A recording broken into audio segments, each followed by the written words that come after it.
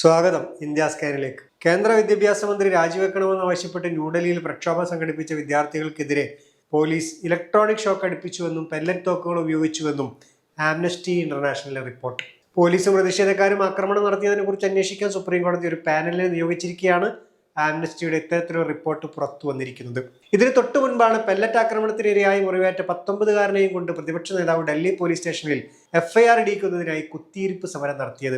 ദൃക്സാക്ഷികളുടെ മൊഴികളുടെയും തെളിവുകളുടെയും അടിസ്ഥാനത്തിലാണ് ആംനസ്റ്റിയുടെ എവിഡൻസ് ലാബിന്റെ നേതൃത്വത്തിൽ റിപ്പോർട്ട് തയ്യാറാക്കിയിരിക്കുന്നത്. ഇതിനായി ഡൽഹിയിൽ നിന്ന് കിട്ടിയ 17 വീഡിയോകളും ബീഹാറിൽ നിന്നുമുള്ള 2 എണ്ണവും ഇവർ ഉപയോഗിച്ചു.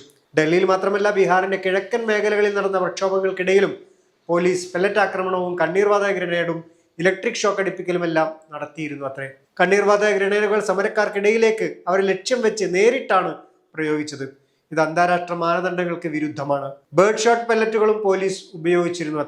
ചെറിയ തോക്കുകൾക്കുള്ളിൽ നിറച്ചിരിക്കുന്ന ലോഹ ഗോളങ്ങളാണ് ബേർഡ് ഷോട്ട് പെല്ലറ്റുകൾ എന്നറിയപ്പെടുന്നത്. വെടിവെക്കുമ്പോൾ ഇവ ചിതറി പടരുന്ന രീതിയിലാണ് പ്രവർത്തിക്കുന്നത്. അതോടെ ശരീരത്തിൽ പലയിടങ്ങളിലായി മുറിവേൽക്കുകയും ചെയ്യും.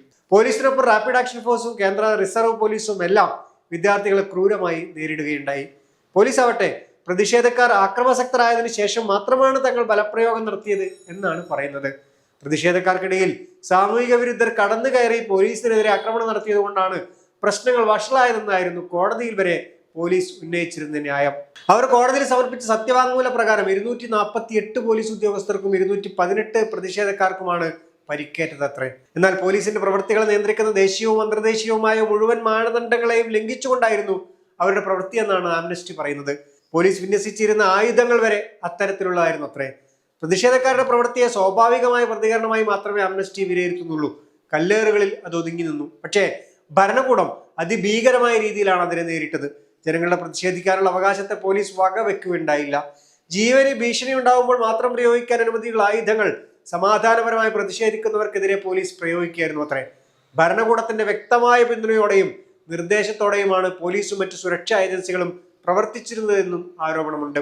ഇതിനിടയിൽ വിദ്യാർത്ഥി പ്രക്ഷോഭത്തിൽ പങ്കെടുത്ത വനിതകൾക്ക് തങ്ങളെ നേരിടേണ്ടി വന്ന ലൈംഗികാതിക്രമങ്ങൾക്കെതിരെ സുപ്രീം കോടതി നിയോഗിച്ച അന്വേഷണ കമ്മിറ്റി മുൻപാകെ നേരിട്ട് ഹാജരായി പോലീസ് അതിക്രമങ്ങൾക്കെതിരെ പരാതി നൽകാമെന്ന് സുപ്രീം കോടതി ചീഫ് ജസ്റ്റിസ് സൂര്യകാന്ത് ഉറപ്പ് നൽകുകയുണ്ടായി. മുൻ സുപ്രീം കോടതി ജഡ്ജി ജസ്റ്റിസ് R സുഭാഷ് റെഡ്ഡിയുടെ നേതൃത്വത്തിലാണ് 5 അംഗ അന്വേഷണ കമ്മീഷനെ നിയോഗിച്ചിരിക്കുന്നത്. മുൻ പഞ്ചാബ് ഹരിയാന ഹൈക്കോടതി ചീഫ് ജസ്റ്റിസ് രവിശങ്കർ ഝാ, മുൻ ഡൽഹി ഹൈക്കോടതി ജഡ്ജി ജസ്റ്റിസ് ശാലീന്ദർ കൗർ, മുൻ CBI ഡയറക്ടർ ഋഷികുമാർ ശുക്ല, മുൻ മേഘാലയ DGP LR ബിഷ്ണോയ് എന്നിവരാണ് മറ്റംഗങ്ങൾ. പോലീസിന്റെയും മറ്റ് അതിക്രമങ്ങൾക്കൊപ്പം സുരക്ഷാ സേനയുടെ അതിക്രമങ്ങൾക്ക് കാരണമായി ഉത്തരവുകൾ പുറപ്പെടുവിച്ചവർ ന്യായമായാണോ അവ ചെയ്തത് എന്നും അപകടം സംഭവിച്ചവർക്ക് നഷ്ടപരിഹാരം കൊടുക്കേണ്ടതുണ്ടോ എന്നുമെല്ലാം കമ്മീഷൻ പരിശോധിക്കും. പെല്ലത്തോക്കുകളും ഷോക്കടിപ്പിക്കുന്ന ഉപകരണങ്ങളും നിരോധിക്കേണ്ടതുണ്ടോ എന്നും കമ്മീഷൻ പരിശോധിക്കും. പോലീസിനും അവരുടെ കുടുംബത്തിനും ഉണ്ടായ നഷ്ടങ്ങളും മാനസിക പ്രയാസങ്ങളും കമ്മീഷൻ പഠിക്കും. ഇതിനു പുറമെ വേറെ നിരവധി കാര്യങ്ങൾ കമ്മീഷന്റെ പരിഗണനയിൽ വരേണ്ടതുണ്ട് എന്നാണ് സുപ്രീം കോടതി നിർദ്ദേശത്തിൽ പറയുന്നത്. അന്തർദേശീയ ആരോഗ്യ സംഘടനയുടെ കണക്കുകൾ പുറത്തു വരുമ്പോൾ ഇന്ത്യൻ ആരോഗ്യ മേഖലയുടെ ദയനീയ ചിത്രമാണ് വെളിപ്പെടുന്നത്. സാമ്പത്തികമായി മുന്നാക്കം നിൽക്കുന്ന രാജ്യങ്ങൾ ആരോഗ്യ മേഖലയിൽ ചെലവഴിക്കുന്നത് ഇന്ത്യ ചെലവഴിക്കുന്നതിന്റെ 21 ഇരട്ടിയാണെന്നാണ് ആ കണക്ക്.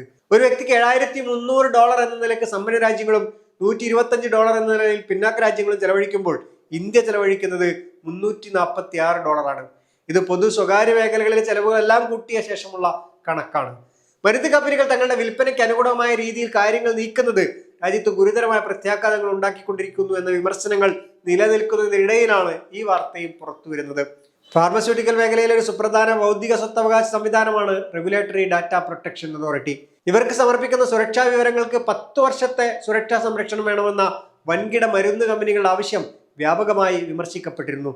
പൊതുജന താല്പര്യമുണ്ടെങ്കിൽ പോലും പരിശോധനാ വിവരങ്ങളും മറ്റും പുറത്തുവിടാൻ സാധിക്കാതെ വരുന്നത് കൂടുതൽ അപകടം സൃഷ്ടിക്കും. പാറ്റന്റിനെ പോലെയുള്ള അവകാശങ്ങൾ മരുന്ന് നിർമ്മാണ കമ്പനികൾക്ക് നൽകുക എന്നത് ആരോഗ്യരംഗത്തെ അപകടകരമായാണ് ബാധിക്കുകയെന്നും വിദഗ്ധർ പറയുന്നുണ്ട്. ഇന്ത്യയിലെ ജനറിക് മരുന്ന് സംവിധാനം കാരണമാണ് ഇന്ത്യയിലെ ആരോഗ്യരംഗം ഇത്രയെങ്കിലും കുഴപ്പമില്ലാതെ നിലനിൽക്കുന്നത്. ലോകാരോഗ്യ സംഘടനയുടെ കണക്കുകൾ മുന്നോട്ട് വെക്കുന്ന ആശങ്ക കൂട്ടാതിരിക്കണമെങ്കിൽ ഈ സംവിധാനം അപകടം കൂടാതെ മുന്നോട്ട് പോയേ പറ്റൂ എന്നതാണ് സത്യം. ആഗോളതലത്തിൽ നടക്കുന്ന ക്ലിനിക്കൽ പരീക്ഷണങ്ങളിൽ 4/1 നടക്കുന്നത് ഇന്ത്യൻ രോഗികളിലാണ്. ഈ വിവരങ്ങളുടെ പേരുള്ള കുത്തകാവകാശത്തിന്റെ കാലാവധി അപ്രഖ്യാപിതമാക്കുന്നത് കൊണ്ട് രോഗികൾക്കോ പൊതുജനാരോഗ്യ മേഖലയ്ക്കോ വലിയ ഗുണമുണ്ടാകുമെന്നതിന് തെളിവുകളൊന്നുമില്ല. സ്വന്തം ഇണ ജോലി ചെയ്യുന്നിടത്തേക്ക് 415 പോലീസ് ഉദ്യോഗസ്ഥരെ ഒറ്റയടിക്ക് സ്ഥലം മാറ്റി ഗുജറാത്ത് സർക്കാർ. ഇത്തരം സ്ഥലം മാറ്റ നയത്തിന്റെ അടിസ്ഥാനത്തിൽ ആദ്യമായാണ് ഇങ്ങനെ ഒരു കൂട്ടമാറ്റം നടന്നിരിക്കുന്നത്. ദീർഘകാല വ്യത്യസ്ത ഇടങ്ങളിൽ ജോലി ചെയ്യുന്നത് കൊണ്ട് കുടുംബത്തിലുണ്ടാകുന്ന പ്രശ്നങ്ങൾക്ക് ഇതൊരു പരിഹാരമാകുമെന്നാണ് Gujarat police director general Gyanendra Singh Malik പറയുന്നത്. പോലീസ് ഉദ്യോഗസ്ഥരും ഇക്കാര്യത്തിൽ സന്തുഷ്ടരാണ്. ഇന്നത്തെ ഇന്ത്യ സ്കാൻ ഇവിടെ പൂർണ്ണമാകുന്നു. അടുത്ത ആഴ്ച വീണ്ടും കാണാമെന്ന പ്രതീക്ഷയോടെ നന്ദി.